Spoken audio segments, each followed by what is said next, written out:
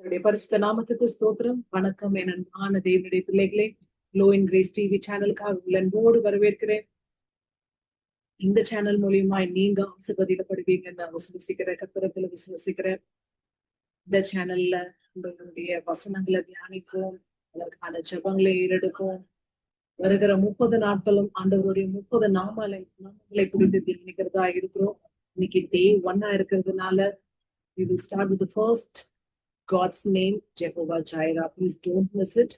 Jehovah Jireh, Jehovah Jireh. இதற்கான எவிடன்ஸான வசனம் என்னவென்றால் ஆதியாகமம் 22வது அதிகாரம் 14வது வசனம். Genesis chapter 22, 14th verse.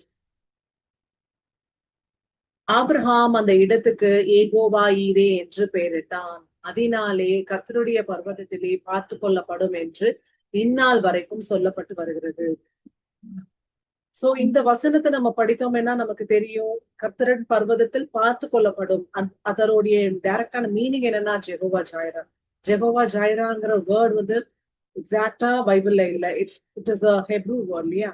இந்த ஹெப்ரூ லாங்குவேஜ்ல ஜெகோவா ஜாயிராங்கிறதுக்கு கர்த்தரின் பர்வதத்தில் பார்த்து கொள்ளப்படுங்கிறது தான் அர்த்தம். So Lord providers. சோ இதற்கு முந்தின வசனங்கள் எல்லாம் நம்ம வாசிக்க ஆரம்பிச்சோம்னா இது எந்த மாதிரியான சுச்சுவேஷன்ல யாரு சொல்றாங்கிறது தெரிய வரும் இல்லையா. ஆபிரகாமுக்கு தன்னுடைய 100வது வயசுல ஈசாக்க கொடுக்கிறார். சில வருஷங்களை கழித்து அதே ஈசாக்க தேவனுக்கு பலியிடணும்னு சொல்லி தேவன் கேட்கிறார். சோ அந்த நேரத்துல கூட ஆபிரகாம் மறுக்கல. ஆண்டவரே எனக்கு இத்தனை வயசு கழிச்சு கொடுத்தீங்களே, நான் ஏன் ஆண்டவரே கொடுக்கணும், என்கிட்ட மட்டும் ஏன் கேக்குறீங்க, எங்க பக்கத்துல இருக்கவங்களை கேளுங்களேன் அப்படின்னு சொல்லி எல்லாம் கேட்கல. வாஸ் வெரி ஒபீடியன்ட், ரொம்ப ஃபெய்த்ஃபுல்லா இருந்தாரு. போய் விறகு கட்டையெல்லாம் அடுக்கி பிள்ளைய அது மேல படுக்க வச்சு கட்டவும் செய்து கத்தியை போட வருகிறார். கத்தியை போட வரும்போது கர்த்தருடைய தூதனானவர் சத்தம் கொடுக்கிறார், பிள்ளையாண்டான் மேல் கத்தியை போடாதே, பிள்ளையாண்டான் மேல் கையை போடாதேன்னு சொல்கிறார். அந்த நேரத்துல ஆண்டவர் ஒரு ஆட்டுக்குட்டியை கொடுத்து அதை பலியிடுன்னு சொல்லியும் ஆபிரகாமுக்கு நினைப்பூட்டுகிறார்.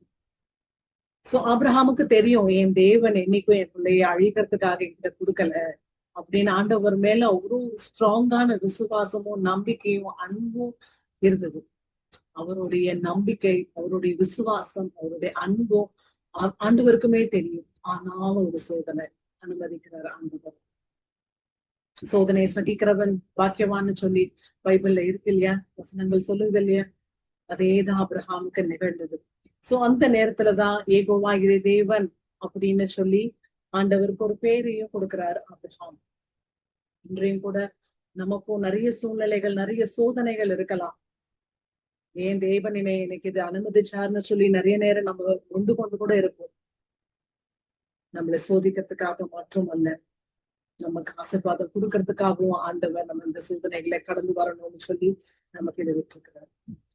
அதனால அவருடைய நாமத்தை அழைத்து ஜெபம் செய்வோம். கண்களை மூடி ஜெபம் செய்வோமா. எங்களை அளவுக்கு அதிகமா நேசிக்கிற பரலோக பரம பிதாவே, அப்பா இந்த நல்ல நேரத்துக்காக கூடான கொடி ஸ்தோத்திரம். எங்க 2 3 பேர் நாமத்தை நிமித்த கூடியிருக்கிறார்களே, அங்க நான் வாசம் செய்வேன்னு சொன்னீங்களே, அந்த இடத்துல நீங்க வாசம் செய்கிறீங்களா ஆண்டவரே. அப்பா இந்த சேனல் மூலியமாய் ஆண்டவரே சிறியோரையும் பெரியோரையும் நீங்க தொட்டு ஆசீர்வதிங்க. அநேக தேவைகளோட, அநேக எதிர்பார்ப்புகளோட ஆண்டவரே உங்களையே பார்த்து கொண்டிருக்கிறார்களே உங்க ஜனங்களே. ஆண்டவரே நீங்க கைவிடாத தேவன் ஆண்டவரே, ஏகோவா ஈரே தேவன் ஆண்டவரே. அப்பா நீங்க எல்லாருடைய தேவைகள் என்னதுன்னு நீங்க அறிவீங்க.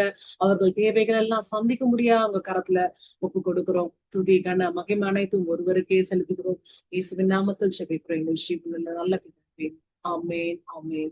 God bless you all. See you tomorrow.